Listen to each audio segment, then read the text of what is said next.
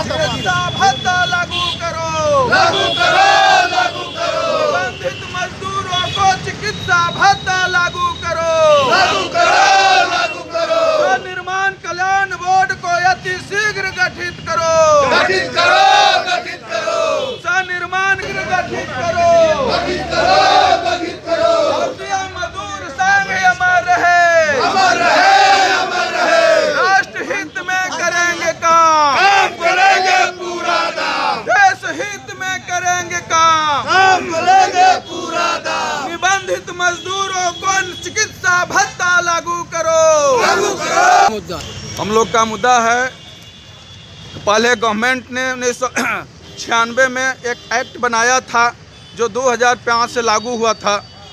बिहार में स्वनिर्माण कल्याण बोर्ड का गठन हुआ था, जिसके माध्यम से निबंधित मजदूरों को चिकित्सा भत्ता के रूप में 3-3 हज़ार रुपये प्रत्येक वर्ष मिलता था और बहुत से 16 तरह के उनके लाभ मिलते रहते थे। जैसे बेटी की शादी में 50,000 रुपये मिलते थे।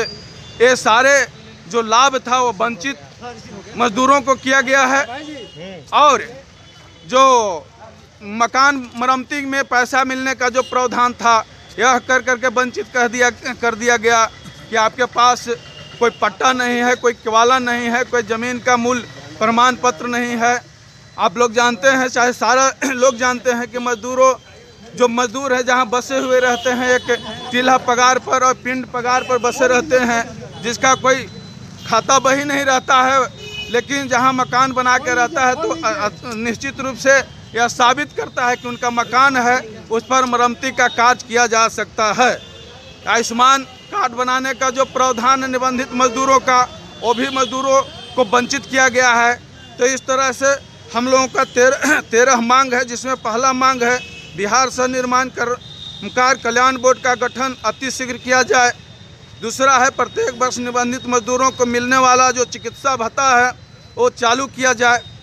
तीसरा है भारत सरकार के द्वारा भवन निर्माण श्रमिकों के चलाए जा रहे एक औजार मिलने का प्रावधान था, जो साइकिल भी मिलते थे, वो बिल्कुल पुनः चालू किया जाए। चौथा है राज्य के सभी जिलों में अनुश्रवण कमेटी मजदूरों के लिए बनाया जाए।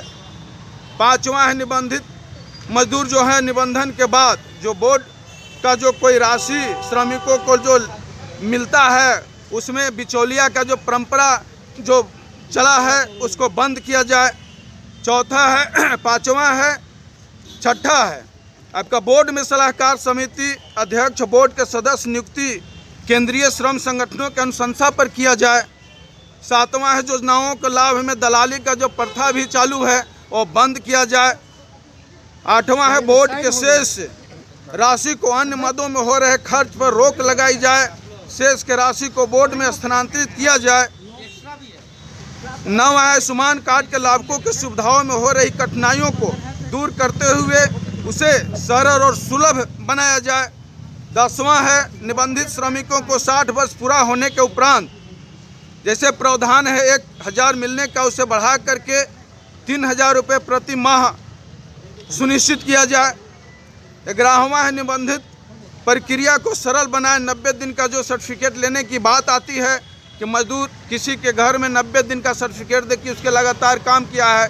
स्वाभाविक है कि मजदूर 90 दिन तक, बहुत से मजदूर हैं जो एक जगह काम नहीं कर पाते हैं, बहुत जगह मिला करके होता है, लेकिन उसका जो सर्टिफिकेट देने का जो प्रावधान है उसको खत्म किया जाए।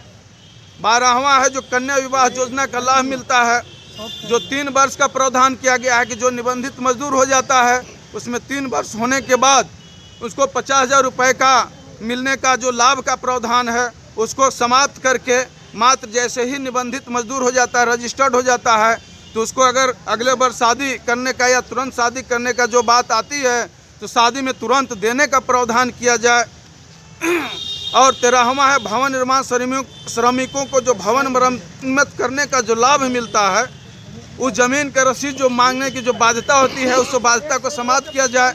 जिस मकान में रहते हैं उसी मकान को मरम्मती करने का उसको व्यवस्था या उसको एक नियम बनाया जाए। यही हमारा 13 मांग है और हम लोग बिहार प्रदेश भवन एवं पथ निर्माण जो मजदूर संघ के माध्यम से हम लोग ये प्रदर्शन कर रहे हैं, जो भारतीय मजदूर से संबद्ध है। यही हमारा 13 मांग है, यही कहना है। डीएम क्या डीएम साहब क्या डीएम साहब के पास हम लोग को ज्ञापन देना है कि मुख्यमंत्री को भेजेंगे ये मांग पूरा करने के लिए। इसलिए वहाँ फोटो ले लीजिएगा, उधर होकर लीजिए ना फोटो, छोड़ दीजिए।